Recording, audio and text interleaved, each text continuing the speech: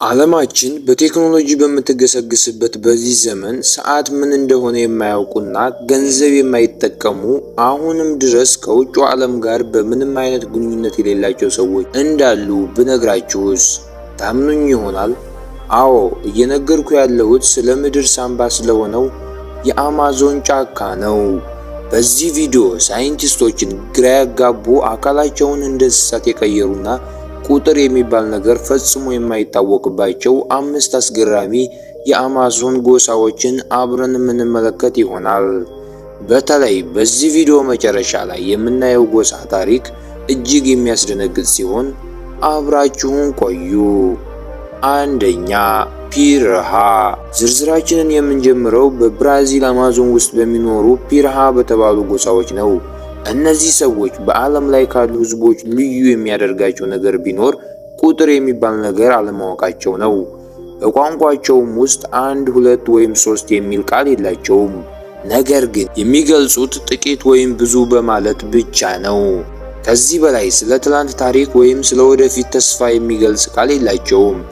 የሚኖሩትም በአሁን ሰዓት ወይም በአሁን ጊዜ በማለት ብቻ ነው። ሌላው አስገራሚ ነገራቸው ደግሞ እንቅልፍ ነው። እንደኛ ለረጅም ሰዓት አይተኙም። እንቅልፍ ሲመጣቸው ለጥቂት ደቂቃ ደረስ ብለው ይነሳሉ። ምክንያቱም ለረጅም እንቅልፍ ኃይላችንን ይወስዳል ብለው ያምናሉ። ሁለተኛ፣ ዋኦራኒ። ወደ ኢኳዶር የአማዞን ክፍል ስንሄድ ደግሞ ዋኦራኒ የተባሉ ድንቅ አዳኞችን እናገኛለን። እነዚህ ሰዎች በጫካ ውስጥ ለመኖር ሲሉ አካላዊ ቅርጻቸው ሳይቀር ቀይረዋል። ለዘመናት ዛፍ ላይ በመውጣት ሲኖሩ ስለነበረ እግራቸው ተፈጥሯዊ ቅርጹን ቀይሮ ጠፍጣፋ ሆኗል።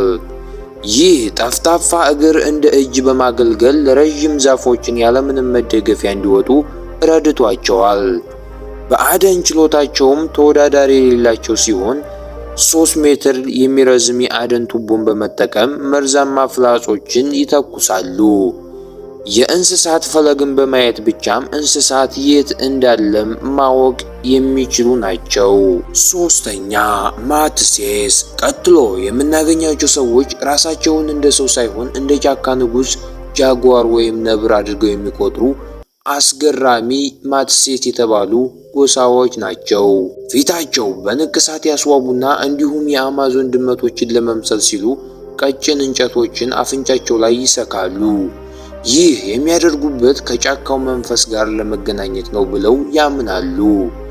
ለአደን ከመውጣታቸው በፊትም ልዩ ጉልበትና የአይን ብርሃን ይሰጠናል ብለው የሚያምኑበትን ከእንቁራሪት የሚገኘውን ፈሳሽ ሰውነታቸው ውስጥ ያስገባሉ።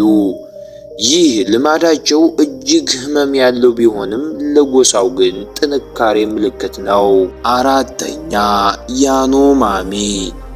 ግላዊ ወይም ብቸኝነት ለምትወዱ ሰዎች ይህ ጎሳ ለእናንተ ሊሆን አይችልም። በብራዚል እና በቬንዙዌላ ድንበር ላይ የሚገኙት ያኖማሚዎች ሻቦኖ በሚባል በአንድ ግዙፍ የጋራ ቤት ውስጥ ይኖራሉ።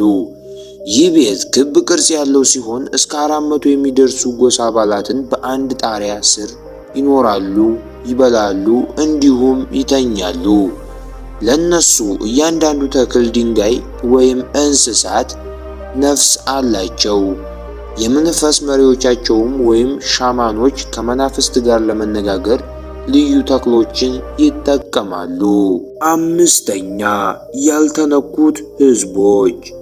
በመጨረሻም ስለ ማንነታቸው በግልጽ የማናውቀው ቋንቋቸውንም የማንሰማውና ካሜራ ወይም ሄሊኮፕተር ሲያዩ በጦር የሚመክቱ ያልተነኩ ህዝቦችን እንመለከታለን። በአማዞን ጫካ ውስጥ ከ100 በላይ እንደዚህ አይነት ቡድኖች እንዳሉ ይገመታል። እነዚህ ሰዎች ከውጭ ዓለም ጋር ምንም አይነት ግንኙነት የላቸውም።